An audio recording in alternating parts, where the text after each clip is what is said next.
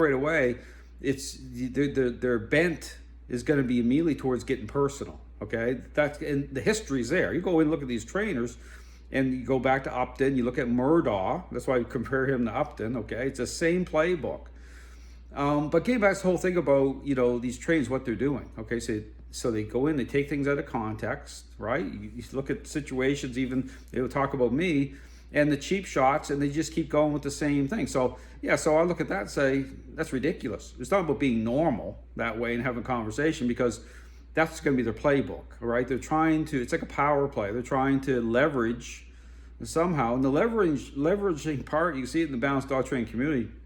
He's just like one of these force-free trainers who was thrown to the side because, again, her dogs died in a vehicle.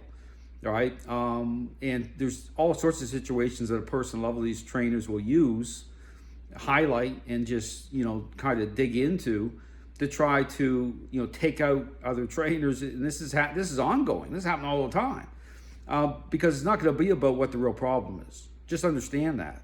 So you have all those things. Okay, understand all those things are all part of this. And so for me, okay, as in terms of what I do, because understand something here. From the beginning, okay, I'm talking like years ago, I asked the questions that needed to be asked.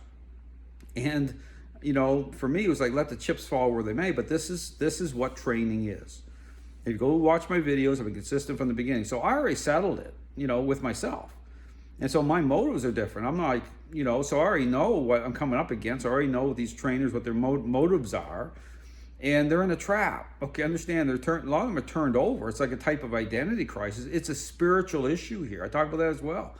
And so it's just like a moth to the flame, because, it's like when someone steps forward and says, here's the real issue, well, they're going to go off the deep end, right? Because, it's not about truth that way. It's about ego, pride, and so this divisiveness and this unsettled, it's all part of it. And so, but meanwhile, so for them, the whole debate thing, you see them on podcasts, is about arriving at the truth that way. Okay, this is just about virtue signaling, trying to elevate each other. They're staying within their ideological comfort zone, even when they debate with force-free trainers. And so it's never about arriving at what the real problem is. And that's not their pursuit or their agenda anyway. Just understand that.